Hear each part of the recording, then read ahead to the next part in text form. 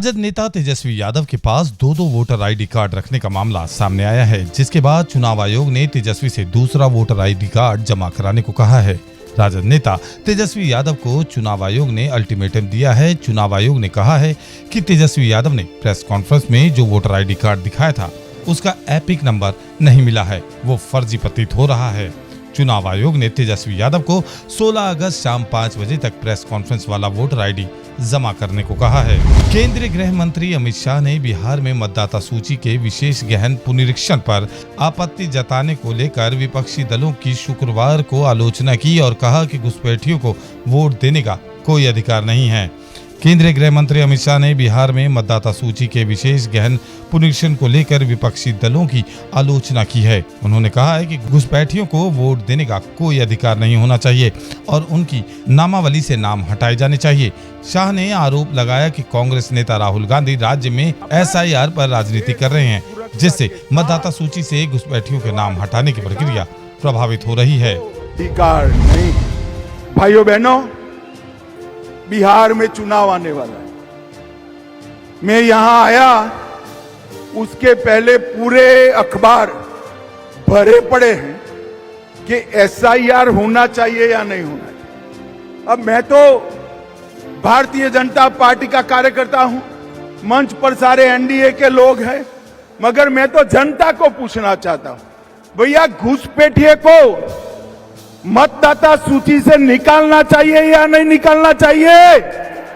अरे जोर से बोलो, निकालना चाहिए या नहीं निकालना चाहिए? चुनाव आयोग ने SIR करना चाहिए या नहीं करना चाहिए?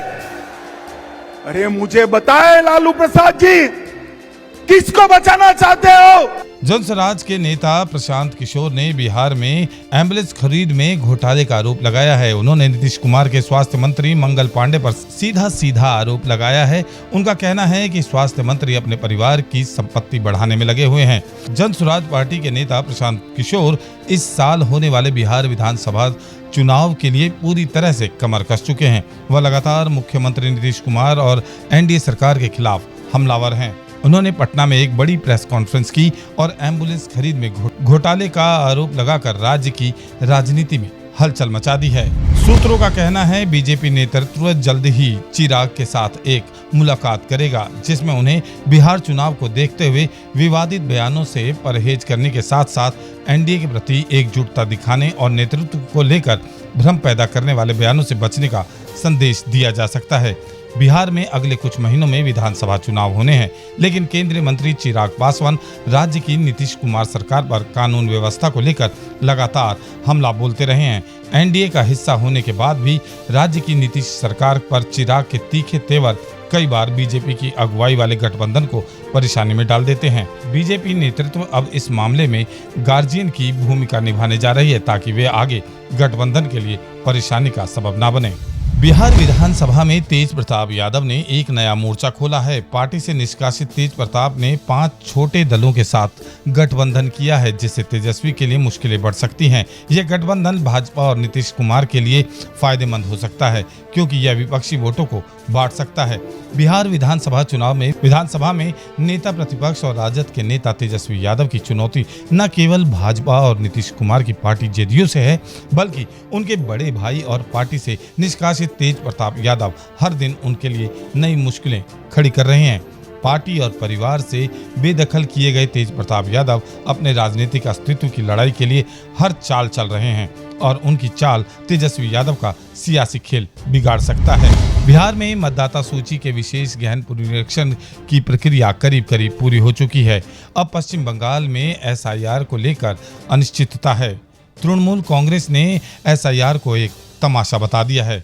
बिहार में वोटर लिस्ट के लिए विशेष गहन पुनरीक्षण यानी SIR की प्रक्रिया लगभग पूरी हो चुकी है। इस दौरान लगातार कयास लगाए जा रहे हैं कि पश्चिम बंगाल में SIR को लेकर जल्द कदम उठाए जाएंगे। हालांकि इस बार बंगाल सरकार ने कड़ी प्रतिक्रिया देते हुए कहा है कि इसके लिए कम से कम 2 वर्ष का समय लगेगा। इस बारे में राज्य के मुख्य निर्वाचन अधिकारी को पत्र लिखकर इसकी सूचना दी है। इस पत्र में बंगाल के मुख्य सचिव मनोन पंत ने कहा है कि राज्य सभी SIR के लिए बिल्कुल भी तैयार नहीं है। ऐसे में मतदाता सूची का SIR नहीं किया जा सकता है। इसके लिए कम से कम 2 वर्ष का समय लगेगा। आयोग को पत्र लिखकर कहा गया है कि बंगाल एसआईआर बिल्कुल तैयार नहीं। मुख्य सचिव ने स्पष्ट किया कि अभी इसके लिए बिल्कुल भी समय नहीं है। तो ये थी हमारी आज की कुछ खास पेशकश। हमें दीजिए इजाजत। नमस्कार।